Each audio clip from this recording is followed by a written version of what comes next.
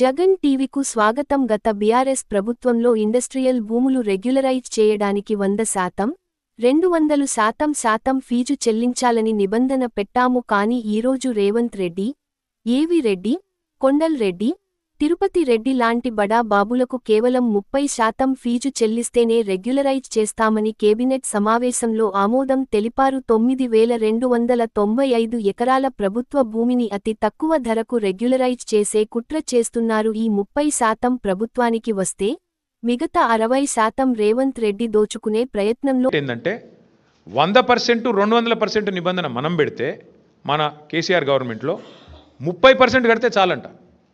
ఎంత హైలైట్ అంటే 30% చాలంటే ఇది 30% ఎస్ఆర్ఓ విలువ. ఉదాహరణకి మీకు ఎగ్జాంపుల్ చెప్తాను. అజామాబాద్లో ప్రస్తుతం ఎస్ఆర్ఓ విలువ, ఎస్ఆర్ఓ వాల్యుయేషన్ 32,000 రూపాయలు ఉంది. కానీ అక్కడ మార్కెట్లో 150,000 ఉంటుంది. యాజ్ ఇట్ ఈస్ 5 రెట్ల తేడా ఉంటుంది.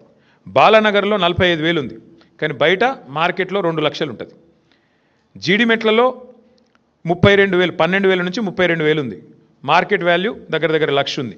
నాచారంలో 2,300 రూపాయల నుంచి 37,000 దాకా ఉంది. మార్కెట్ వాల్యూ 1,00,000 ఉంది గజం. నేను చెప్పేది చెర్లపల్లిలో 10,000 ఉంది గజం ఎస్ఆర్ఓ ప్రకారం. మార్కెట్ వాల్యూ కనీసం 75,000-80,000 ఉంటుంది. మల్లాపూర్లో కేవలం 8,400 ఉంది ఎస్ఆర్ఓ వాల్యుయేషన్.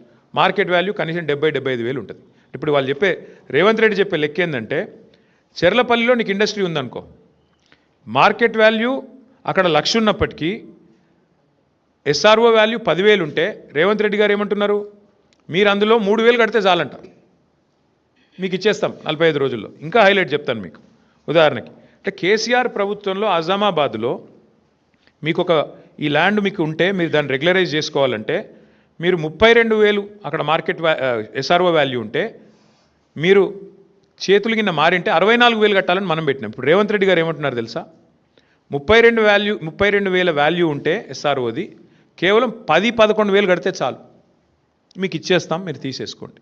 అంటే దీని వెనక ఉన్న కుంభకోణంలో ఇక్కడ మెయిన్ పాయింట్ ఏంటంటే, ఇవాళ ఒక ముఠా తిరుగుతుంది హైదరాబాద్లో.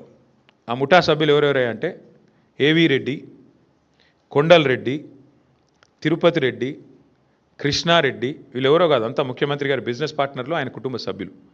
మొత్తం అగ్రిమెంట్లు చేసి పెట్టుకున్నారు. ఇవన్నీ మొత్తం ఈ భూములన్నిటికీ అగ్రిమెంట్లు, వెనకాల ఎంఓయూలు, ఒప్పందాలు అన్నీ కుదుర్చుకున్న తర్వాతనే మళ్ళీ దీని మీద ఆర్ఆర్ ట్యాక్స్ ఉంటుంది. ప్రతి దగ్గర ప్రభుత్వానికి వచ్చేది 30%, మళ్ళీ తర్వాత 60%, 70% రేవంత్ రెడ్డి గారికి, కాంగ్రెస్కు ట్యాక్స్ కట్టాలి, కప్పం కట్టవలసిందే. ఈ లెవెల్లో అంటే ఒక 4-5 లక్షల కోట్ల భూములకు వీళ్ళు పెట్టిన టెండర్ ఇది.